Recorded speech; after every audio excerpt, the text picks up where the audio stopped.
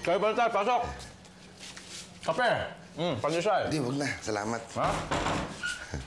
Ano ba sadyahan niyo, Tay? Gipit ako, anak eh. Baka kung may natabi ka dyan pera, manghihiram sana ako sa'yo. Ako, Tay. Tagilid din ako ngayon. Wala akong racket ngayon eh. Saka kaya medyo ako nagtitipid, Tay. Ah, ganun? Oo eh. Kung meron naman, bakit di ko kayo bibigyan? Kayo pa, tatay ko. Ano, matiis ko kayo. O sige, di ba na anak? Alis na ako. Hindi na. Sige. Sige, Tay. Kanino ito? Akin ho yan, Tay.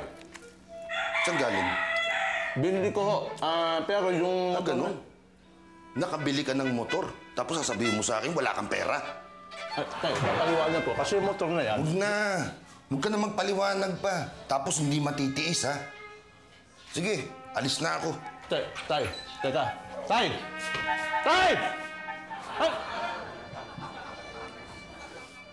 Tay!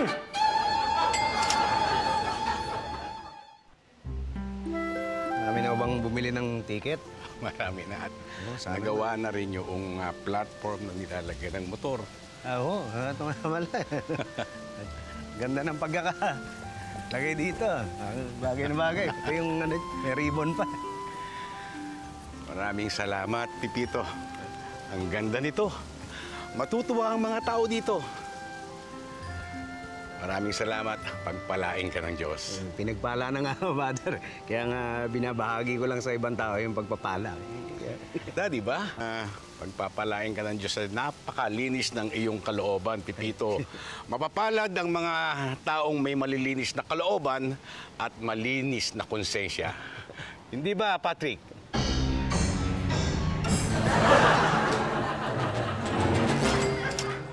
Tommy, nakukonsensya na ako eh. Ipagtatapat ko na kay Pitts na na hindi ganun kamahal yung motor. Tsaka sasabihin ko na sa kanya na nasa akin yung isa. Patrick, huwag mo na muna sabihin sa kanya. Okay lang yun. Anyway, pabalik mo naman ng pera sa kanya pagdating ng 100,000 mo, di ba? Tommy, kamusta na ba yung bayar mo? Okay. Binigay ko na sa kanya yung ginto. Kikilatisin lang niya, tapos hahanda na niya yung bayad. Magkano ba yung usapan niyo? Well, yung huling meeting namin, ang sabi niya ay...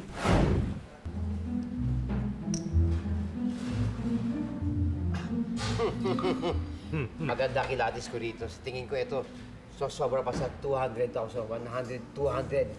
More than 200,000. More? Siguro kasi ang market mataas ngayon pala bigay sa Middle East, di ba?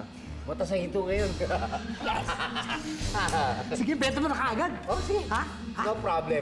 Baka bumaba pa ng 100,000 ma eh. Ha? Bakit ganun? Kasi bumaba yung presyo ng ginto sa market. Sa market? Bakit? Sa palengke pa binibenta yon?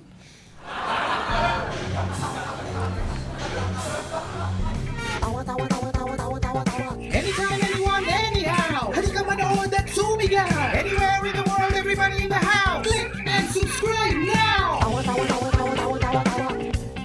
You know. Click and subscribe